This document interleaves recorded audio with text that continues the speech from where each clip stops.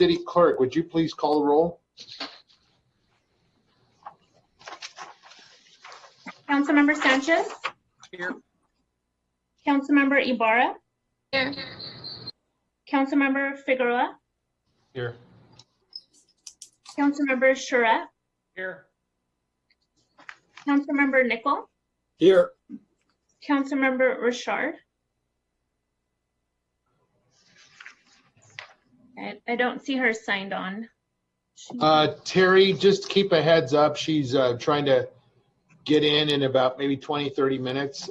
She's running a little bit late from work responsibilities. Councilmember Moveo. Here. And Mayor Valdivia. Here. Thank you. All right, let's go ahead and get right into it. Item number one on our, I'm sorry, are there any public comments, City Clerk? Yes, we have 10 recorded comments and about 23 written comments that were submitted to you via email prior to the meeting. And so I can go ahead and start. Point of clarification, Ms. City Clerk, are these all relative to today's study session? Yes. Okay, please proceed.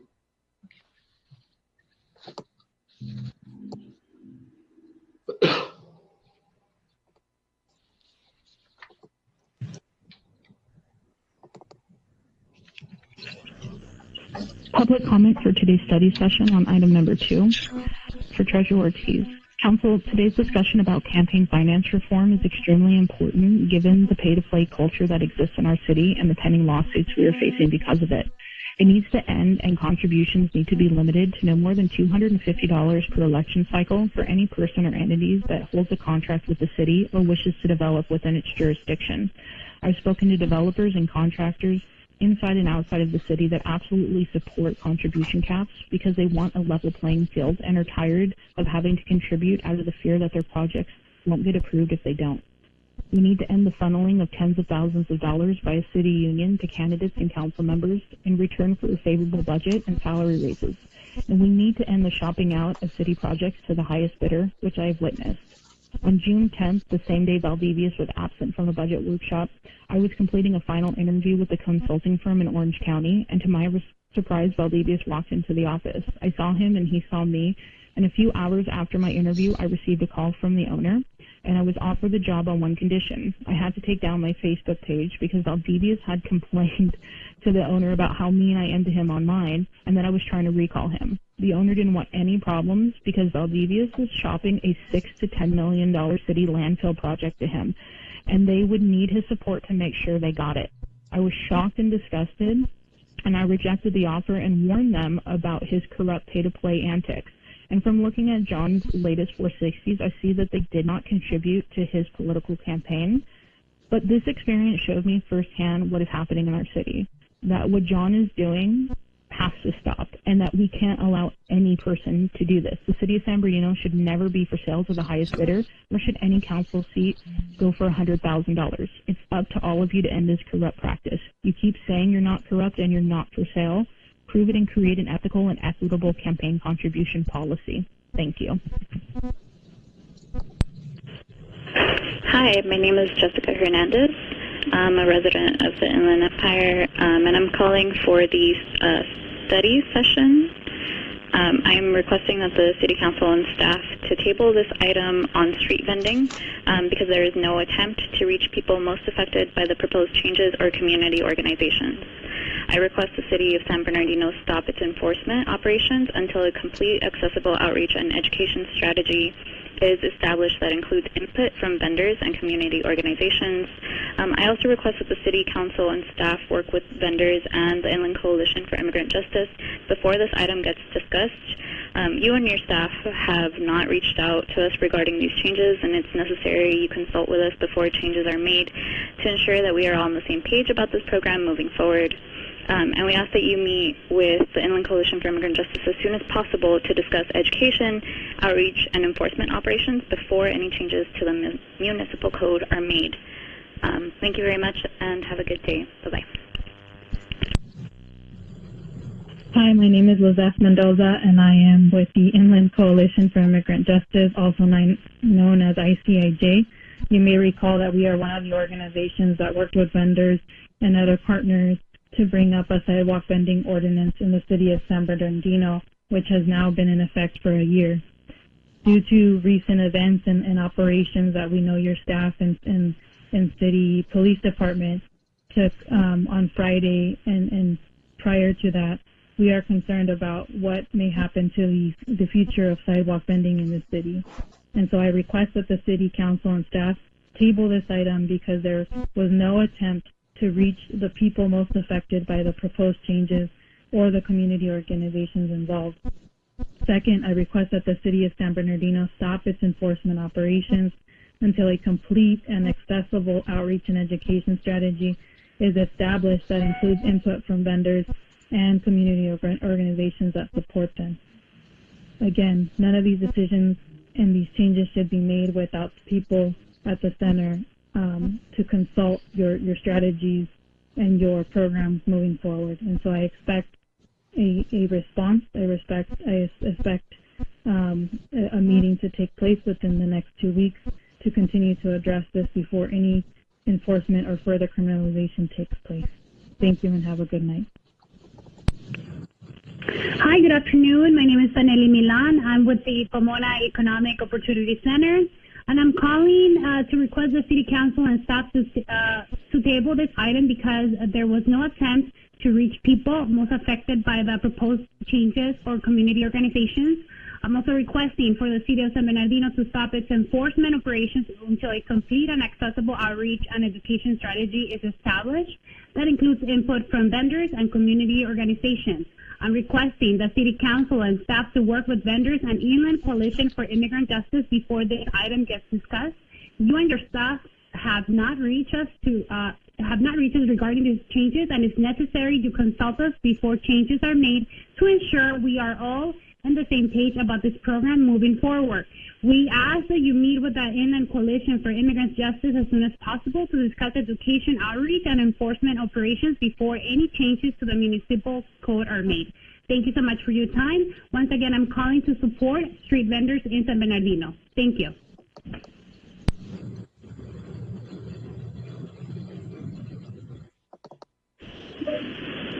Hello, my name is Nahaira Valdivinos. I am a resident of Rialto.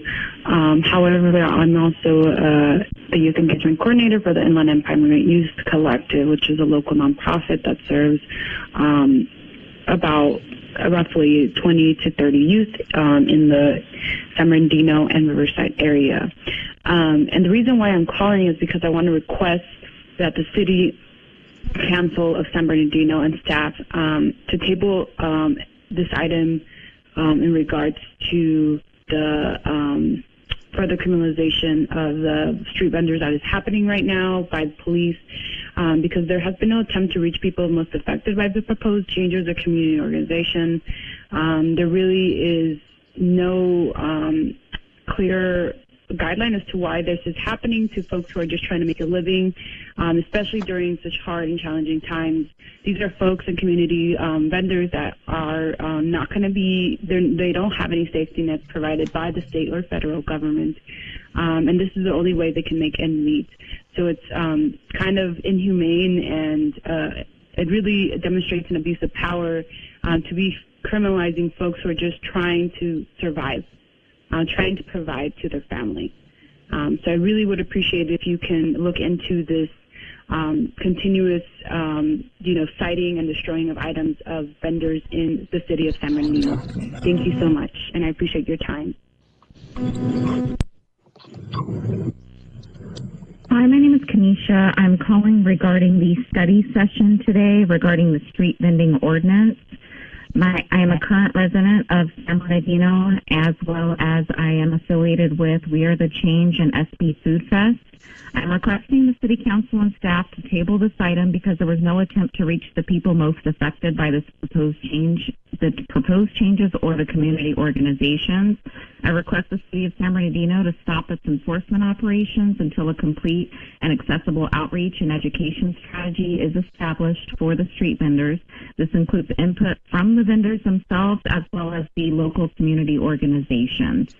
I request the City Council and staff to work with vendors and the Inland Coalition for Immigrant Justice before this item gets discussed, as well as you and your staff have not reached out to any other organizations regarding these changes, as it's necessary for the city to consult with organizations in the community before making changes to ensure that we're all on the same page about this program going forward. We ask that you meet with the Inland Coalition for Immigrant Justice as well as other community members as soon as possible to discuss education, outreach, and enforcement operations before any changes are made to the municipal code. Thank you. Hi, this recorded message is for the study session regarding the San Bernardino police and the street vendors. And I request the City Council and staff to work with vendors and Inland Coalition for Immigrant Justice before this item gets discussed. You and your staff have not reached out to us regarding these changes, and it is necessary you consult with us before changes are made to ensure we are all on the same page about this program moving forward. Thank you so much.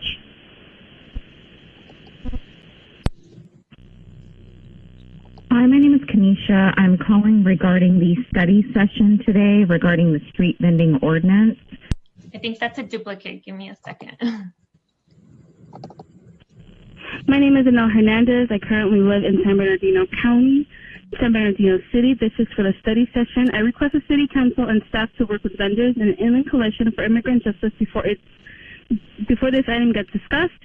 You and your staff have not reached out to us regarding these changes, and it is necessary you consult with us before changes are made to ensure we're all on the same page about this program moving forward. You need to be there for your citizens of the city. You need to be there for the street vendors that are trying to get by on a day-to-day basis. You need to be there for them. This is for the study session. So please, this is in regards to the criminalization of vendors. Yeah, so last Friday, San Bernardino and city and police department decided to conduct operations that would really destroy and attack local vendors. My name is Gustavo Hurtado. I work in San Bernardino County, San Bernardino City, and San Bernardino County proper with the Railroad Party Alliance. I request that the city and the staff table this item that's on the agenda right now, and not attempt to create this policy without actually having serious conversations with community organizations and vendors. And I really want the city council and law enforcement to stop penalizing and enforcing folks, and actually have an accessible education strategy on what the standards are for vendors and community organizations. And I'm really requesting the city council work with vendors and the Inland Coalition for Immigrant Justice before this item is even discussed fully and have it goes up for a vote. We all have enough staff, you all have enough people to go reach out to folks that can be severely impacted by this. So please kind of table this item. I'm actually demanding you as a citizen of the area, please don't have this discussion or have this item pass through. Yeah, you can reach me at 951-591-0682. Again, this is Gustavo with Railroad Party Alliance. And that concludes the public comments. Okay, Mayor, thank you if I very may- much. Mayor, if I may. Sure, Councilman Charette. Thank you, sir. I have an email from somebody that asked me to read this into the record regarding this issue. And I'll identify that person at the end of this reading. The city of San Bernardino isn't what it once was, and it hasn't been for years. The empty businesses, boarded up buildings, homeless population, and trash scattering the streets, it's become an embarrassment to own a business in San Bernardino. Now with street taco vendors occupying the corner of my business where I pay rent, business taxes, health department fees, crowding the sidewalks and easy ups, tables and chairs, making it a huge eyesore. Not to mention the trash that gets left behind or them using our dumpsters for their trash, a service we pay for, and grease stains on sidewalks, the dead grass from people setting up equipment on the grass and people standing on the grass. all while not paying a dime to the city and using property that doesn't belong to them. Not to mention the health hazards they're operating without. No running water, no toilets, no refrigeration, no ample workspace to keep raw and cooked foods separated. If the health department was to walk into my restaurant and I didn't have any of those items, I would be shut down. But yet, when you call the health department to report them, they tell you it's basically not their problem because they operate outside of health department hours. You call the police department and their hands are tied.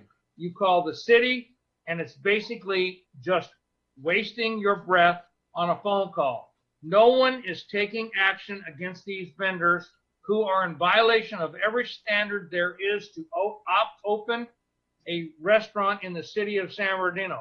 Not to mention they are violating California law of what a street vendor is, which states that street vending is limited to hot dogs and uncut fruit. This is beyond hot dogs and uncut fruit. The city management, mayor, and city council need to step up and come up with a plan and guidelines for what is considered a street vendor and enforce these regulations that already exist, which should make it an open and shut case as far as putting a stop to the taco vendor issue that plagues our city.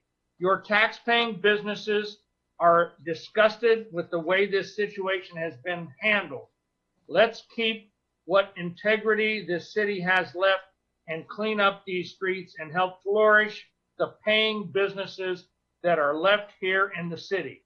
And that is from Vanessa Castro from Two Guys Pasta and Pizza.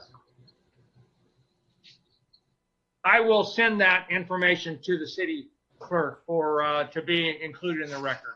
Okay, thank you, Councilman Charette.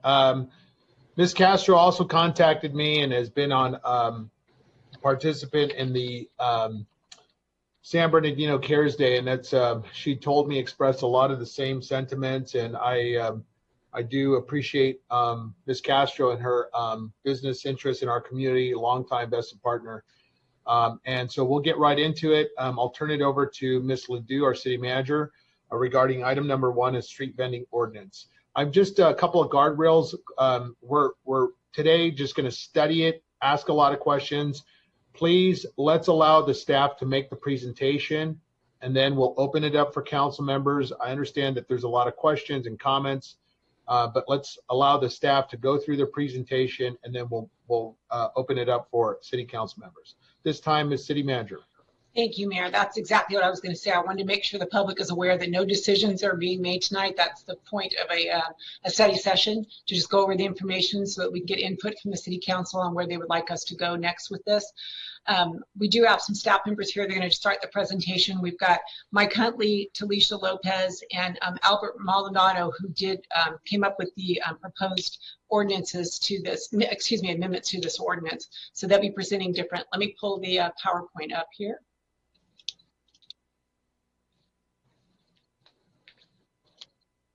And Mike Huntley, do you want to get started and just tell me and I'll go through the slides for you?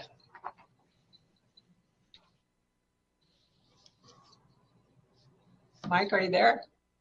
You're muted. Mike, you're muted.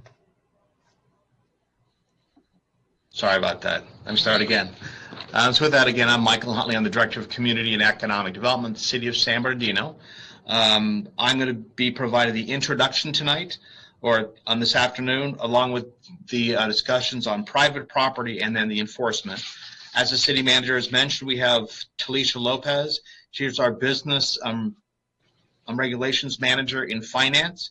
She'll be going over the existing ordinance that we had that city council had adopted last year. And then finally, we'll have Albert Maldonado. He's an associate attorney from Best & Krieger. He's going to cover some of the recommended changes that will be presented tonight. However, I want to reiterate what the city manager said.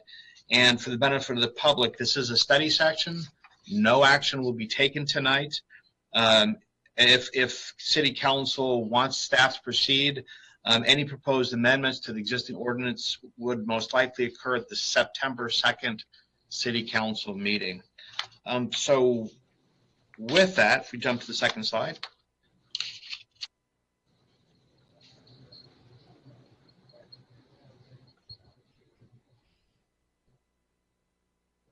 There you go. So with that, as of January of 2019, the state legislature had actually adopted SB 946 that prohibits local authorities such as cities and counties from regulating sidewalk vending. Maybe I'll lower it for, uh-oh, what happened? I hear some other, sorry about that. The passage of SB 946 has decriminalized sidewalk vending activities and prohibited local jurisdictions such as city and counties from issuing criminal citations and making arrests for sidewalk vending illegal. However, I do want to point out that SB 946 did not affect the applicability of California Retail Food Code, which permits criminal enforcement as to sidewalk vendors who sell, I'm going to say, certain kinds of food.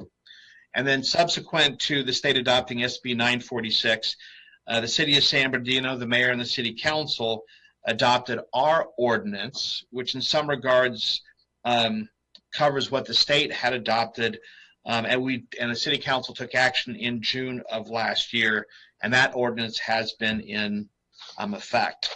I'm going to pass the presentation on to Talisha. She's going to cover what the existing regulations are, and we'll move on from there. Talisha? Hey, Michael. I'm sorry, can you hear me? Okay. So does the city currently require a permit to operate as a sidewalk vendor? Yes, the city does require a permit in accordance with San Bernardino Municipal Code Section 5.30. Next slide. We commonly get the question, is it required to have a specific type of cart? So for carts, food vendors are required to have their cart approved by the county health department prior to operating. And for those who are selling general merchandise, there's no specific requirement for their cart. They can operate a push cart, a stand, display, a pedal-driven cart, wagon, or any non-motorized conveyance, or they can also sell from one person. Both vendors, food vendors and general merchandise vendors, are required to allow for 36 inches of clearance on the sidewalk when operating. Next slide. Specifically, what items can be sold? For food vendors, they're able to sell prepackaged items that do not require refrigeration, prepackaged frozen food, which is basically popsicles or ice cream, and whole uncut fruit. For general merchandise, they can sell an array of items. Now, the restrictions that the county has imposed with regards to the food items that can be sold, food that's prepared on site, for example, tacos or cut fruit, is not permitted by the county environmental health department. And any food that's unpackaged or open or that requires refrigeration. We also have restrictions with regards to those who want to operate a cannabis or sell cannabis products on the street. That is prohibited, as well as vendors who want to sell sporting equipment that includes guns or knives. Next slide. So sidewalk vendors can operate throughout the city, but they can operate only on the public sidewalk and within the parks. Certain restrictions do apply for private property, and Michael will go ahead and discuss that. Next slide.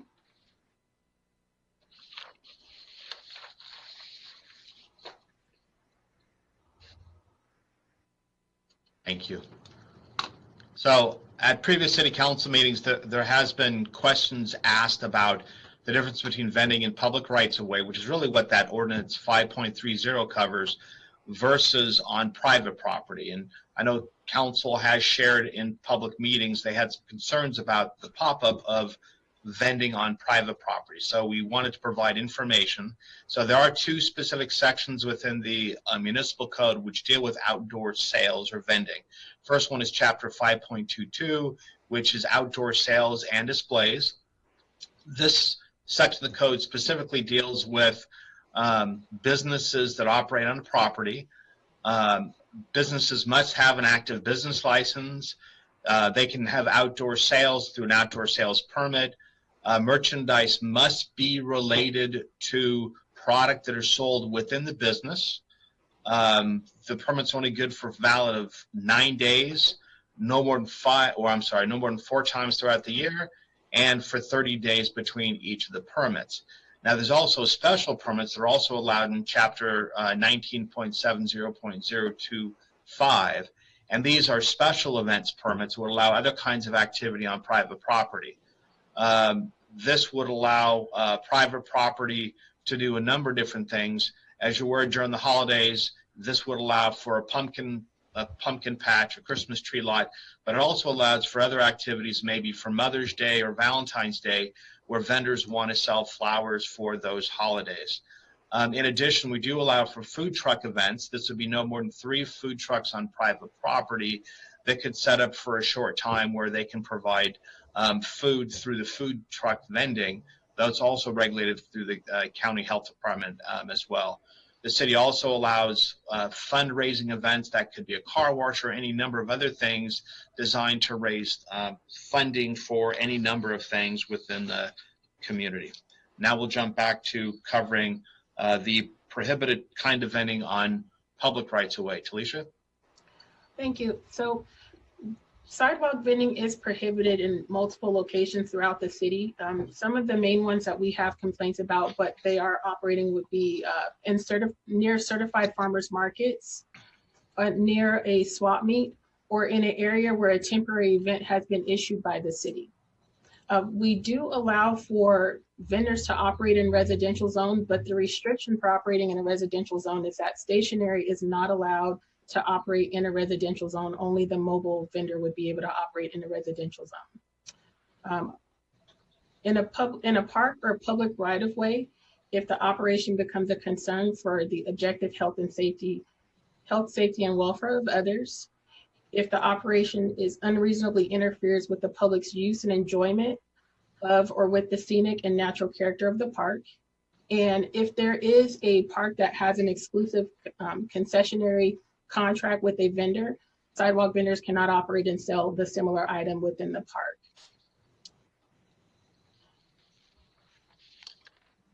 Okay, so in order for a stationary vendor to obtain a permit with the city, they must obtain an encroachment permit from our Public Works Department. They must obtain $1 million of liability insurance, listing the city as an additional insured. They're required to have a seller's permit from the California Tax and Fee Administration. They must bring in identification to obtain the permit. And also for food vendors, the difference is that they're required to have a permit from the health department to sell food, and any employees they have are required to have food handlers cards. For mobile vendors are required to also maintain $1 million of liability insurance, listing the city as an additional insured. They're also required to have a seller's permit from the California Tax and Fee Administration, as well as present identification in order to obtain the permit. And if they are selling food, they must also have a county health permit, and any employees they have would be required to obtain a food handler's card as well.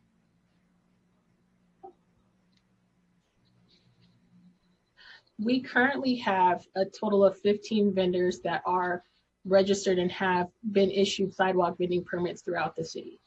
So we have a good percentage of them, but the majority of them would be, it looks like we have the Lifeline cell phones. We have vendors registered. We have one that sells prepackaged items, one that sells whole fruit, 3 vendors that sell flowers and or plants. We have 3 insurance carriers and 1 ice cream vendor and 1 cable vendor that operates. Next slide.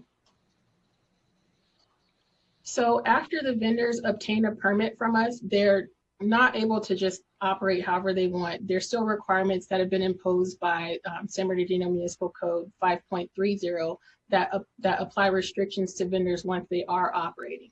So vendors are not allowed to operate on private property.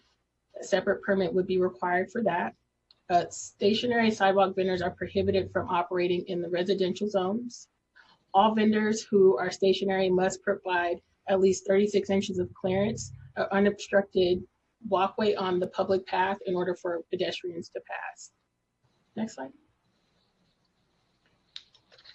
Food vendors must display their health permit that's issued by the county. According to the county, when the vendors have their carts approved, there is a permit that's attached to the cart. So any cart that has been approved by the county should have a very visible sticker that indicates that they're able to operate as a sidewalk vendor. We have restrictions as far as the operational hours. So in a residential zone, sidewalk vendors are only allowed to operate from 8 a.m. to 8 p.m. and that would be mobile vendors only. In the commercial zone, and this also includes stationary and mobile vendors, they're able to operate from 8 a.m. to 3 a.m. Sidewalk vending in parks must cease 1 hour prior to the closing of the park. No sidewalk vendor activities can block entrances to public buildings, private driveways, parking spaces, and building windows. No vending shall occur within 10 feet of a fire hydrant, a fire escape, a bus stop, a loading zone, a handicap parking space or access ramp, or fire station or police driveway. Vendors are not supposed to have tables or chairs, fences or shade structures set up, or any site furniture, and freestanding signs are not permitted.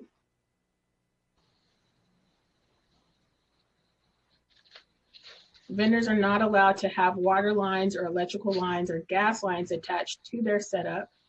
Exterior storage of or display of refuse or equipment or materials and merchandise associated with the vendor is prohibited. And no vending shall occur within the immediate vicinity of a certified farmers market, a swap meet, or an event held pursuant to a temporary event permit that's been issued by the city.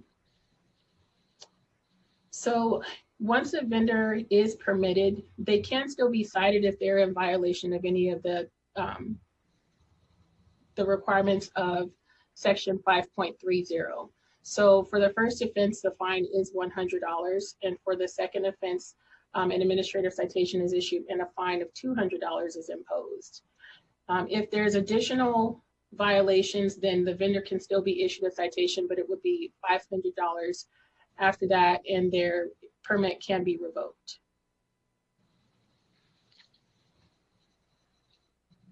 If a vendor is determined in operating without a sidewalk vending permit, then the first offense is a fine of $250 and an administrative citation. For the second offense, the administrative citation is issued and a fine of $500 is imposed. And any additional offenses within that year will receive an administrative citation and a $1,000 fine per additional occurrence. And the difference would be if a vendor comes into compliance, then the fines can be reduced down to the similar fines of someone operating with the permit. Next slide. And with the city enforcing the county health code, it's considered an infraction upon conviction. So the difference would, well, on the first conviction, a fine can be issued between $25 and $100. And this is specifically for vendors who are operating and do not have their county health permit. The second conviction within 1 year will be a $200 fine, and the third conviction within 1 year will receive a $500 fine. Upon the fourth conviction within 1 year, a misdemeanor can be charged, and upon conviction will be punished as $250 to $1,000 fine, or county jail no more than 6 months, or both simultaneously. And Albert Maldonado will continue with the presentation. Thank you, Talisha. So, Mayor, members of the City Council, I'm going to walk you through some of the areas where we are recommending some amendments to be made, some changes, some additions to the ordinance that is in place. Next slide, please. The first is to add an additional exemption. That means that the activities that I'm going to describe would not fall under our sidewalk vending regulatory authority. They're going to be exempt. And what I'm proposing to add is an exemption for First Amendment vending. And this really comes out of the city of LA. They had negotiations with ACLU, and that's where this idea came from, to exempt First Amendment vending. What does that mean? What does it not mean? Well, what it does mean is there's certain categories of activities that traditionally fall under the First Amendment. The first is traditional expressive speech. Is typically political, handing out pamphlets or handing out newspapers or selling newspapers on the sidewalk. That will be exempt. The second category is artistic and expressive compositions by the vendor, him or herself. They wrote a book, they made some music, and they put it on a CD. They came out in a video, they paint. If they did it themselves and it's communicating a message, then that will fall under the First Amendment's protection, and it should be exempt. The last category is performances. So think of someone singing on the sidewalk with a guitar, or playing something, or pantomiming on the sidewalk. Those are considered performances that are expressive and artistic and are protected under the First Amendment, so it should be exempt. Now, what is not protected? What is not protected is those things that are not expressive. That is to say, they don't communicate a message. These are the vendors who sell pillows, who sell candles, who sell wicker baskets, but there's nothing written on them. Therefore, there's no message. Therefore, there's no expression. Therefore, it's not protected under the First Amendment. Next slide, please. Can we speed up? How many slides do we have on this presentation? We have 4 slides left. Okay, let's speed it up because we need to get to some discussion here. We're 40 minutes into this meeting. So the next slide I have is for vending in public parks. I think we went one too far, Mitch or Terry. Basically, the thing there is to allow stationary vendors in parks and residential zones. It is to give the city more teeth to regulate the number of vendors in given parks in order to keep play areas from obstructed view, and to have a buffer from the bathroom areas for privacy of patrons. Next slide. The city, like most cities in most counties, incorporate the county health code to be their own health code. But the problem in our municipal code is that it said that only the county can enforce the environmental health code. And so we need an amendment to say that the city explicitly has authority to enforce its own health code that is basically the county's by reference. And we made it unlawful for someone to fail to identify themselves to a city employee when investigating a violation. Next slide, please. The last one is just some definitional cleanup. There's some other areas that define peddlers or solicitors or transient merchants, that there was going to be some conflict with our sidewalk vendor chapter. So we just cleaned that up to direct everyone to the sidewalk vending chapter. Mike, I'll turn it back to you for enforcement.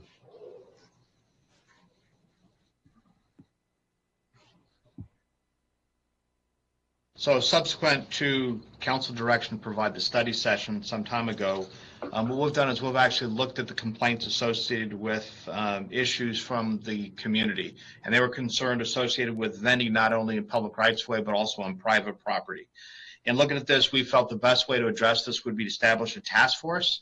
And we had a number of meetings with the city manager's office, PD, code enforcement, business licensing, and public works. And I identified the fact that all those departments should be involved with the task force. We're currently working on a comprehensive strategy to understand what we need to do.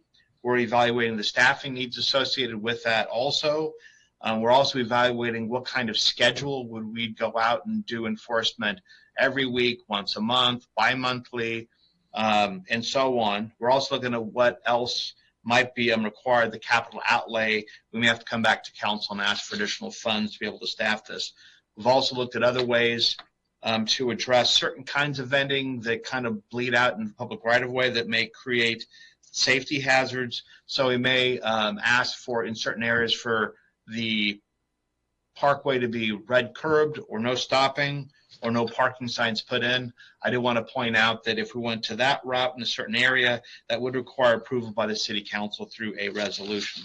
So really the intent tonight was just to present to council with existing regulations, say for both private and public rights away, to look to city council to get some feedback. And we're also included some suggested changes, ordinance, understanding that cannot be handled tonight. That would have to come back at a subsequent council meeting for consideration by council. So that concludes our presentation. We're available for questions. Okay, thank you very much, staff. We appreciate the presentation. I'm going to go ahead and kick it off with a couple of questions myself. On the task force, the establishment, I'm very grateful to see that staff is proactively addressing many of the city council's concerns, as well as this mayor, on the staffing needs and the schedule. First off, what would be the timeline, the roadmap? You don't have to answer it now, or if you'd like to be brief, that's fine. I think also we need to understand what enforcement has looked like, what ACPs have been issued. We need to know a quantifiable number as to the effective outreach of our code enforcement department, and what is that number, and how many citations, and the collection process of that ACP, because I think that's really going to help self-sustain some of this task force efforts. Finally, on page number 6, there is general merchandise. The operative word used in the staff presentation is sporting goods, or I'm sorry, sporting equipment. I think there needs to be further clarification as to sporting equipment. I don't know if that's a hockey stick or if that's a Raiders hat. I don't know if that's a basketball or if that is more of just memorabilia. So we'll need to somehow define that further and clarify that. On page number 7, the sidewalk vendors, there's an asterisk there that the municipal code suggests that there is a private property exception. Can somebody tell me, if the city council were to say there is no obstruction of sidewalk, can we go so far as to say that? Because right now it suggests that we only enforce up to 36 inches. What if the city council were to be forceful and say, hey, you know what, there is no obstructions, and that the sidewalk platform is not to be obstructed, whether that's a standard sidewalk, whatever that measurement might be. Mike, can you help us on that? I think that's probably best to go to Albert, because I think it goes back to the state law, if I'm not correct, Albert. Yeah, so the city does have some leeway in expanding beyond 36 inches. It could go 48 inches. Some cities do go to 48. But I think a full prohibition would not be allowed, because the legislation specifically says that no city can explicitly prohibit all sidewalk vending, and we will be doing that in effect. Okay, all right. Well, that's consideration. That would be my hope, is that we at least give more space for pedestrians, wheelchairs, and the actual resident. And so that would be my recommendation, that we push it back to 48 inches. And so that would be my request. And finally, on private property, vending on private property, number 8, third bullet point on chapter 5.22, outdoor sales and displays. You suggest there that merchandise must be related to the business on site. I'm confused. That's not clear to me. Is that more of a vacant lot that's private property? Is the vendor pulling the permit? Can you help explain that? Correct. So let's just say, for instance, we had an Ace Hardware, and they actually had plants, and they wanted to actually do an outdoor plant sale that weekend, right? And that's outdoor sales. So it falls in the outdoor sales and displays. They could do it, and they would have to get a permit from us to do the outdoor displays, because the way the code works, merchandise has to be within an enclosed building. Okay, all right. So the existing business hardware store, exactly, got it. Okay, all right, fine, thank you. Let's open it up to council members. Councilman Mulvihill, you're anxious to ask those questions. Go ahead, sir. Yes, page number 21, I guess this is for Albert. Can you need a clarification? You had protected items, performers can perform musical instruments, singing. Anytime, any place, what? Well, it's time, place, and manner. I mean, obviously, we're going to be restricting that. It's not going to happen at 2 o'clock in the morning. Yes, we can place time, place, and manner restrictions, and the ADA still applies. So if they're encroaching on the sidewalk and no one can pass, we still can enforce as to that too. Okay, so, artistic expressions, CDs, and I guess what I'm concerned about is noise. And so you really want to, limit that to, nothing past 6 o'clock at night or 8 o'clock in the morning, something like that. Sure, we can work that in. Yeah, Jim, okay. Jim, just through the chair here, let me just say this: the book CD videos, can we put a caveat that it should be packaged and have that effect, because we don't want the boombox effect.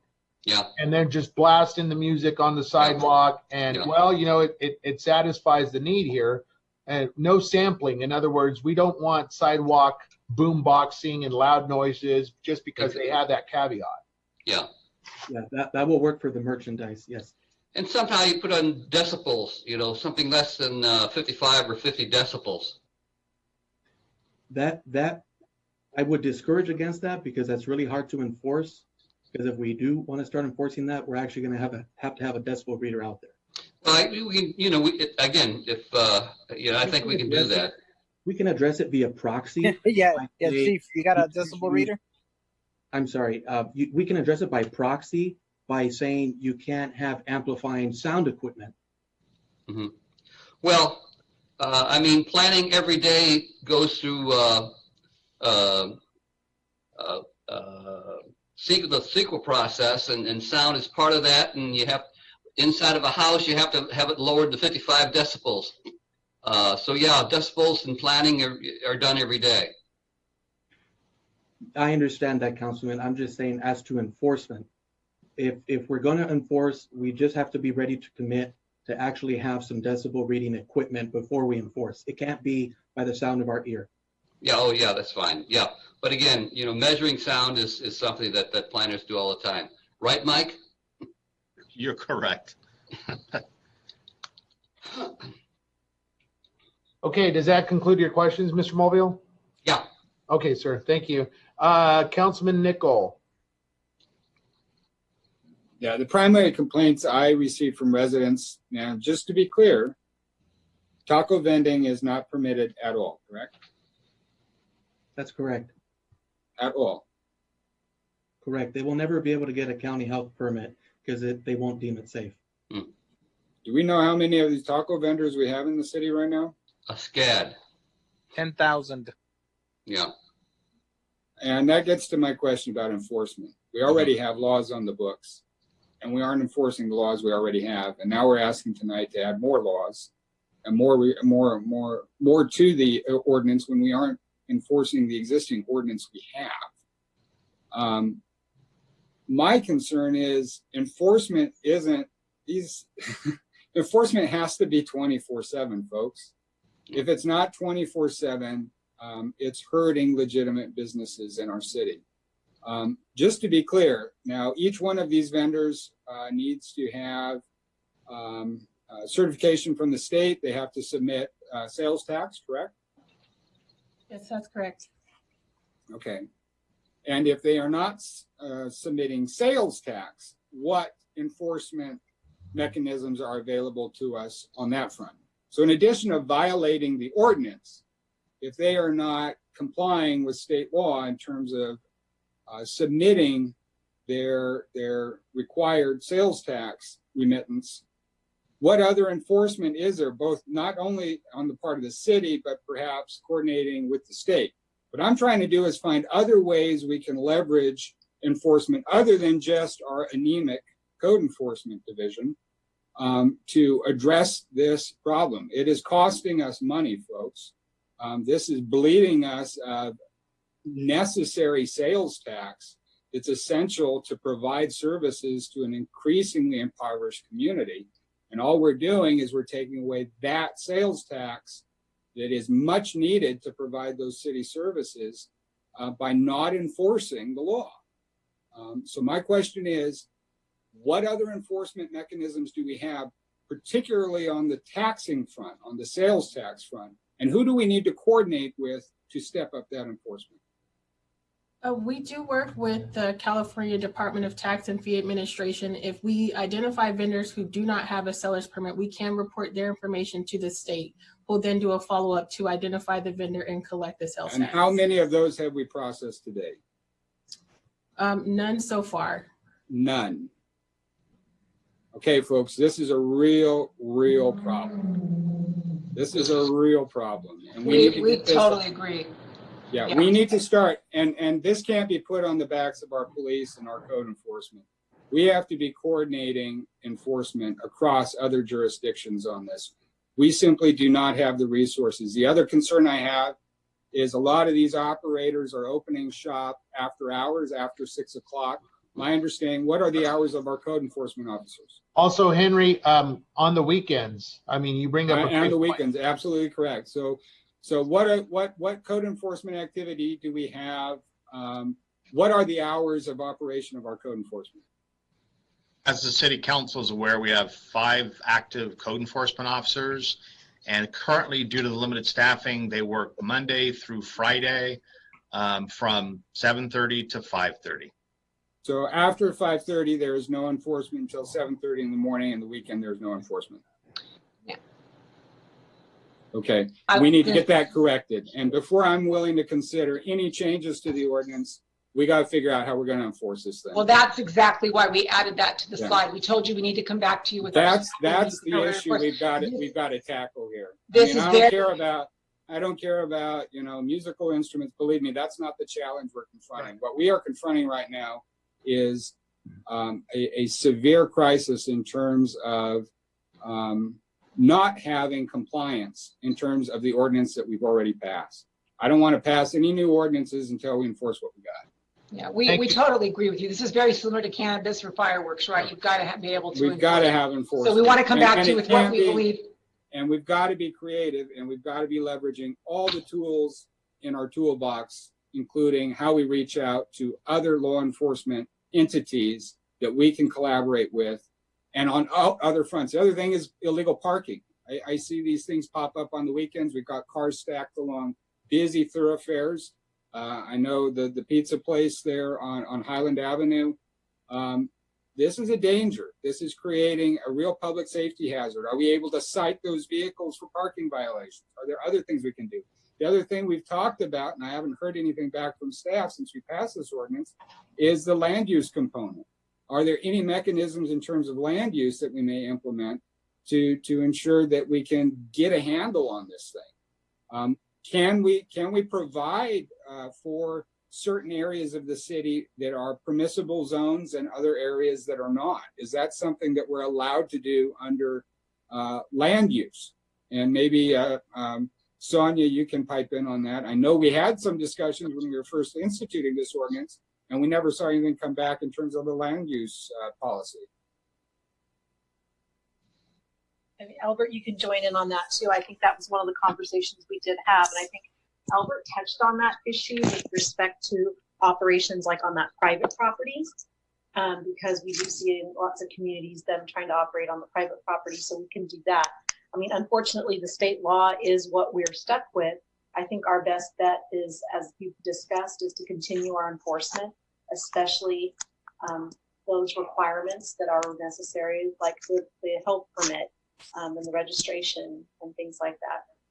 Okay, well, I don't want to take all the time because I know other council members have questions. I would like to ask this one last question, though.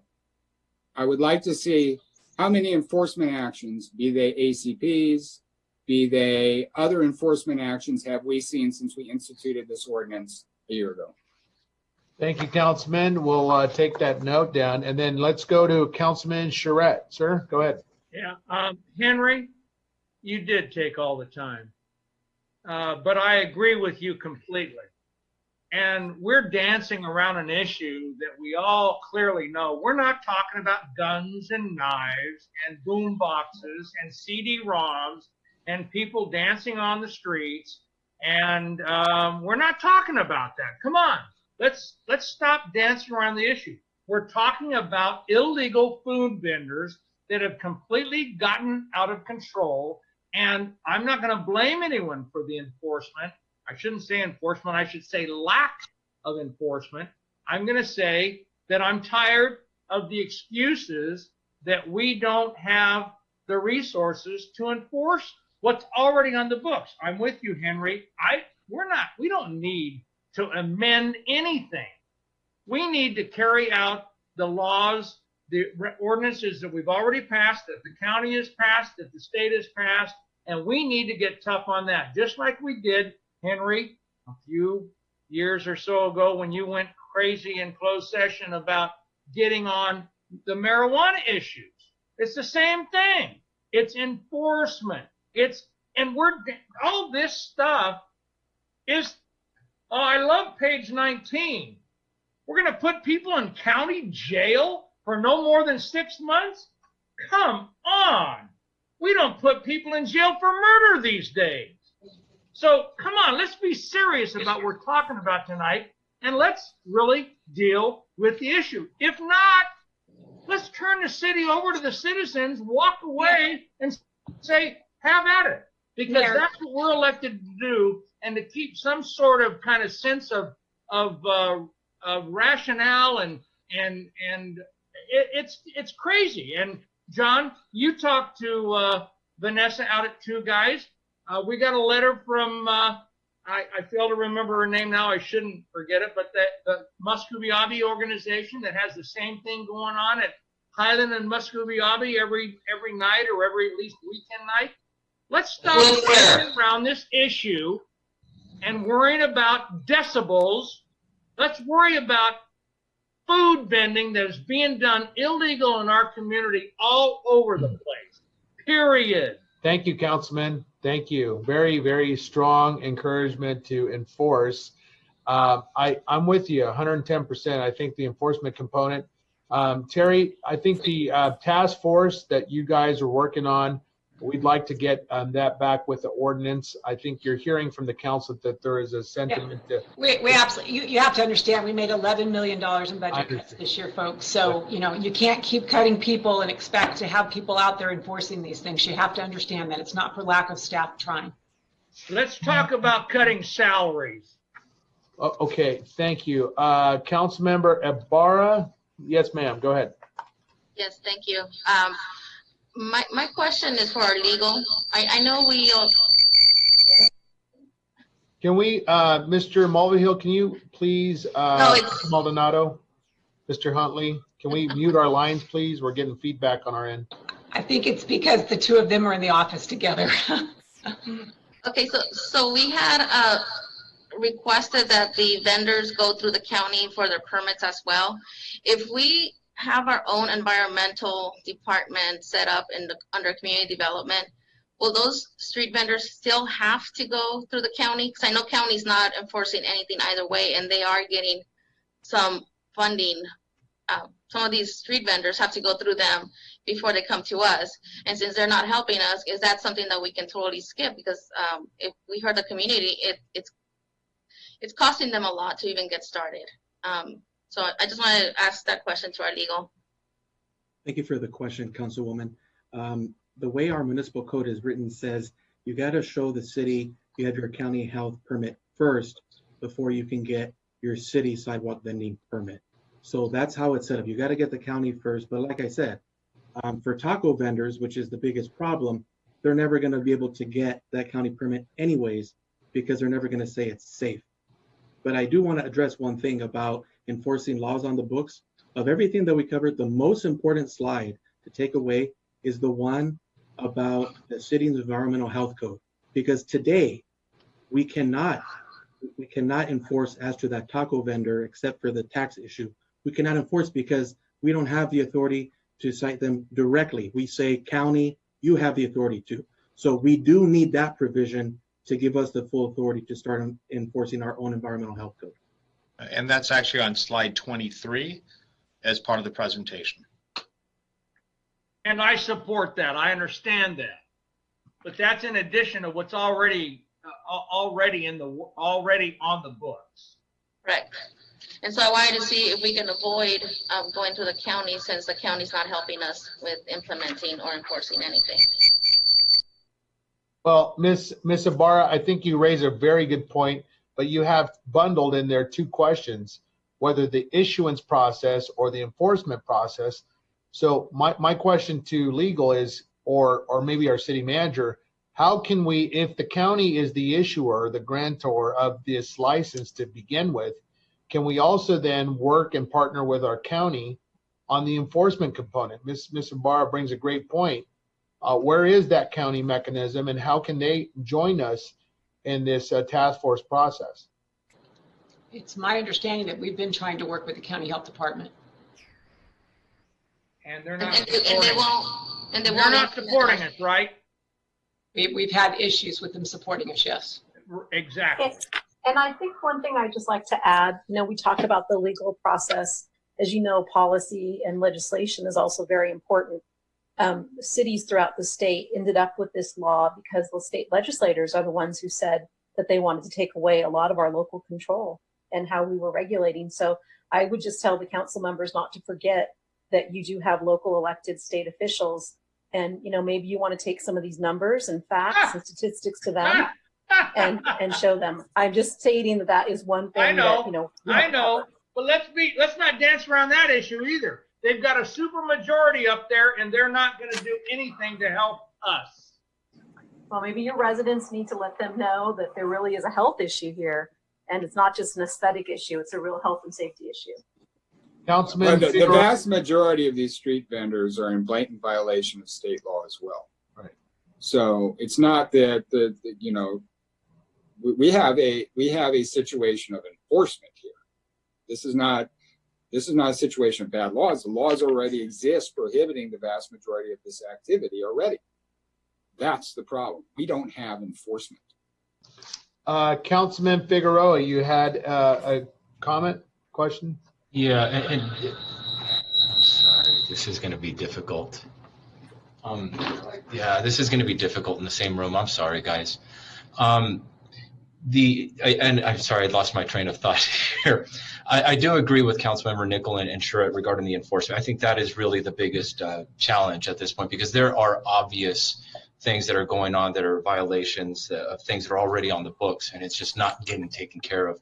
But one of the things, and I don't want to continue on down that path because we've already kind of beaten that up a little bit. But one of the things that I have noticed is that during the day you'll see some vendors setting up cones on the sidewalks or other areas to kind of reserve the spot for later use later on in that day as well. And I think that is also going to become an issue as well, with people setting up cones or chains or fences or something to reserve their spots for later on the day. And I think that should also be addressed as well. Okay, any other council members? If not, we have had about an hour or so on sidewalk vending.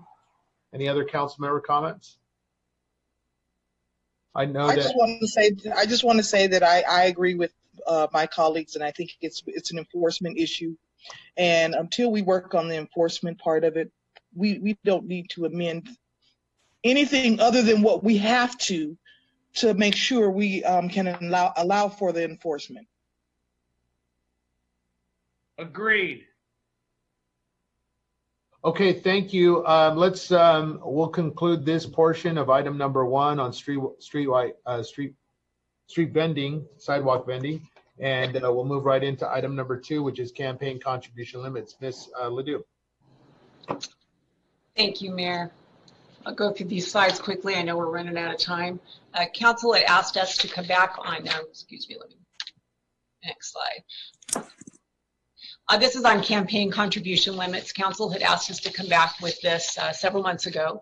As you know, Assembly Bill 571, which will be in effect on January 1st, 2021, sets limits for default contribution limits, aligning with the contribution limits set for elected officers of the State Assembly and the Senate. That's no more than $4,700 from an individual person per calendar year.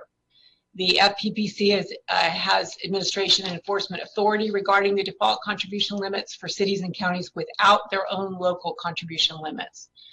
This makes violations of default contribution limits with the FPPC's purview punishable as a misdemeanor. Cities and counties can adopt local campaign ordinances that contain additional restrictions and requirements tailored to the needs of their communities.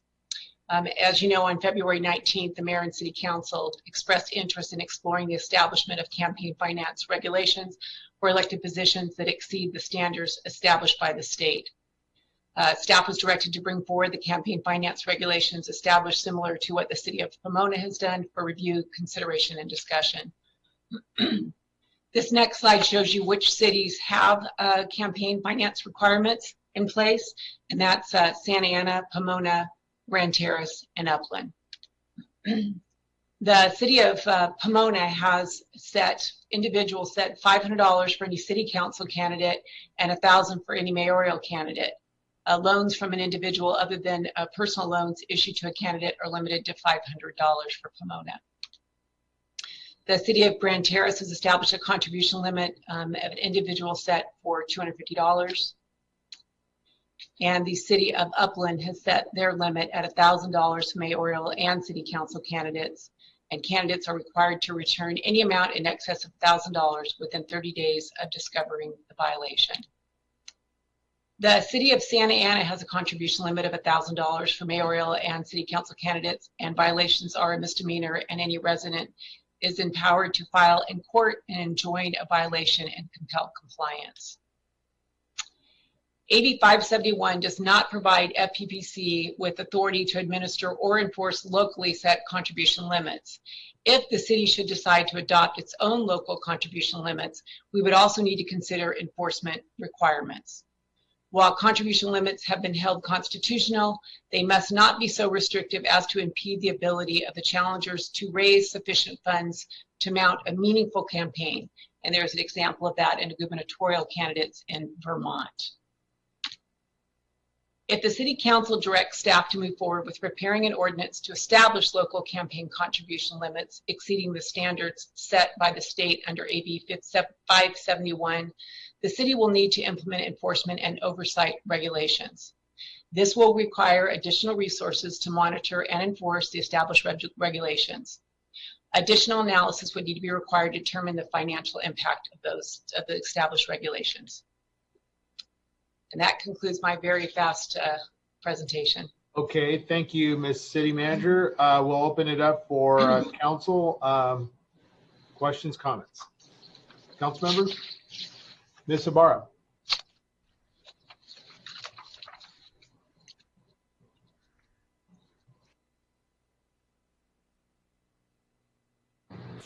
Can you hear me? Yes. Yeah. Okay. On the campaign contributions, I think the main concern that we're having here is we receive contributions and we are making selections of contracts or even hiring consultants. And, you know, if we are receiving money from these individual or agencies, we should not be having a vote. I think that was the main concern, that we were being given money by, I'll give you an example. Vertec, for example, we're all getting money from them. And when it comes to selecting an operator for our city, of course, the one that's contributing to most of us, we're all voting in favor of them. And that's what we want to avoid in the city. We want to make it seem that we are being transparent and we are hiring the best possible company to service our residents. So that's where I'm coming from with the campaign contributions. I'm not okay with, you know, creating misdemeanors or whatnots, but just to make sure that we recuse ourselves from taking a vote if we take a certain amount from certain entities. Just want to put that out there. Thank you, Council Member. Council Member Charette, go ahead, sir. Fred? I think his screen is frozen. Okay. Fred, are you there? Can you hear us? Okay, we'll wait. Any other council members? I have a comment. Yes, Council Member Richard. You know, just listening to the report and listening to Terry, we're talking about we don't have enough resources. When we do things like this, now all of a sudden we need resources to monitor this. We need resources to monitor the food vendors or just the vendors along our streets. We need food. We need resources to monitor the illegal cannabis shops. I think this is something at this point in our city that is very petty, and I think that we should just move on to disregard this and move our city forward. I think this is very petty. I don't think that we live in one of those big cities where we have all these contributions coming And we've taken contributions from multiple companies that are bidding for the same project. So I don't think that this is something that should be on the table right now.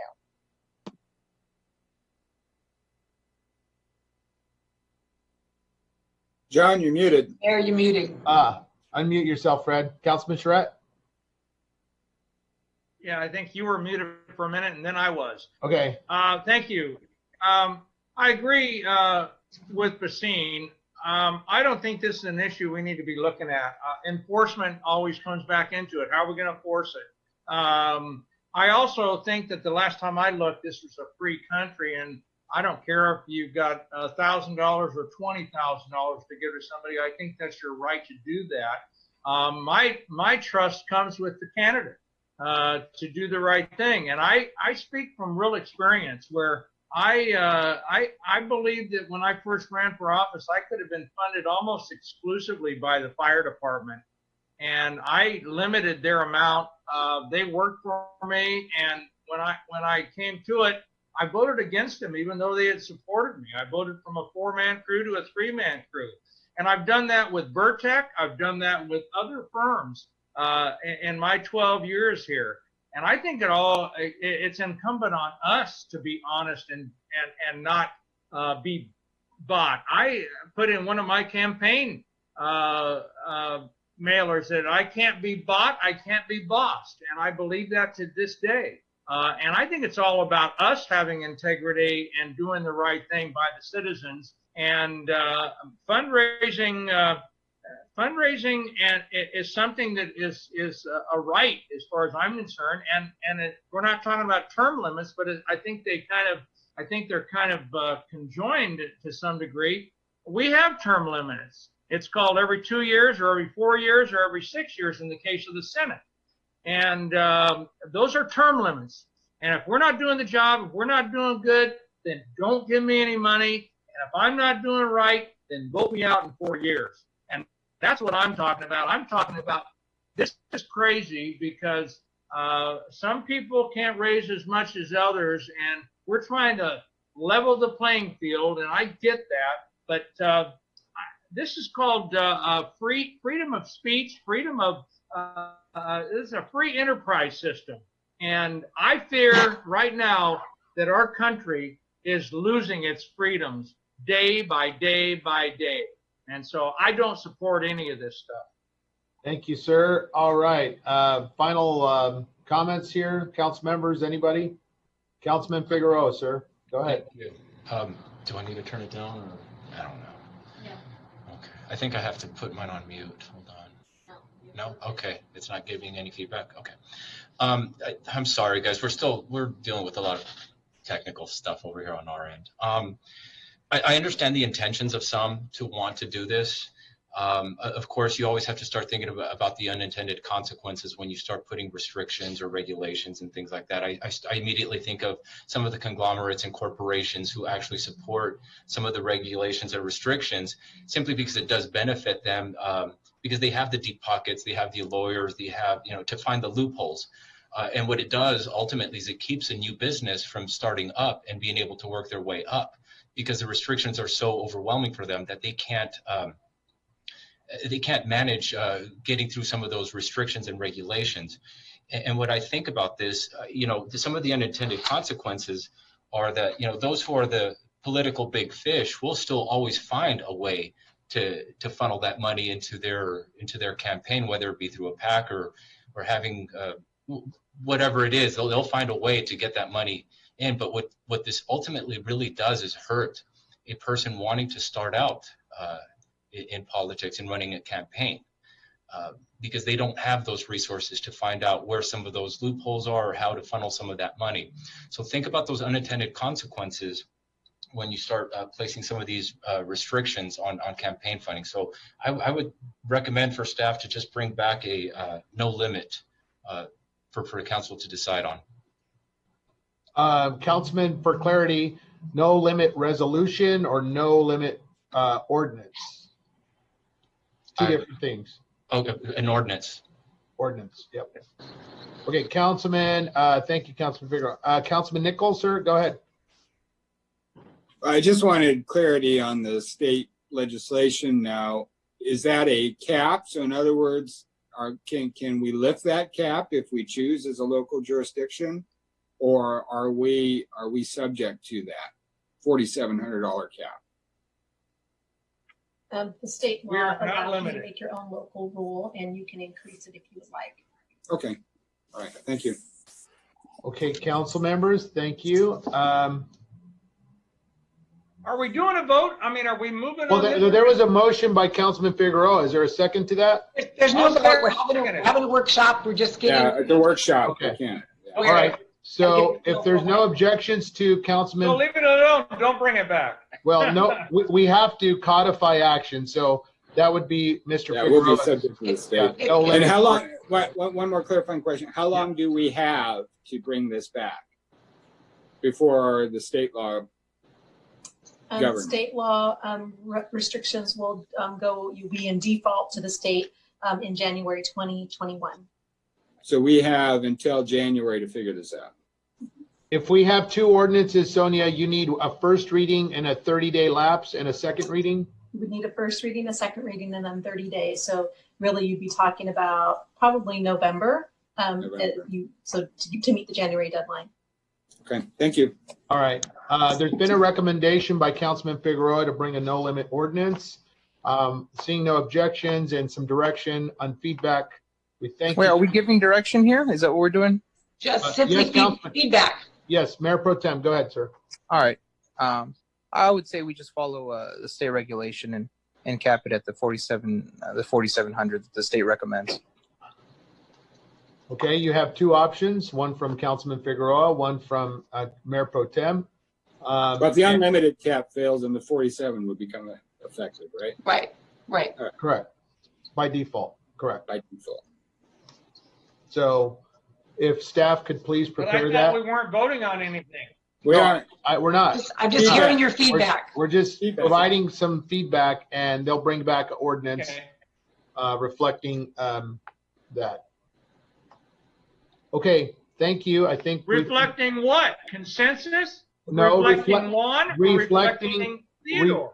reflecting both. I mean, Councilman Sanchez has suggested the state limits, but as Henry clarifies, it's a 47 default. If what Councilman Figueroa suggests, there's no cap limits. So the no cap limits ordinance So would how come back. does staff deal with that?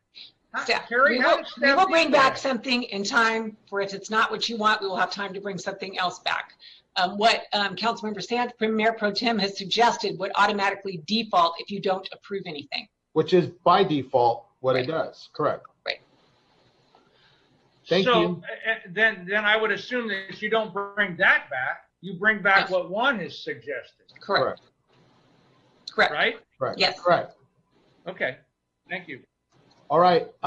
We have about a 10-minute break, folks. We're going to go ahead and end our study workshop. Thank you, council members, for providing the feedback. This is important, and it's really education on these important topics. So thank you. We'll take a 10-minute break. Thank you.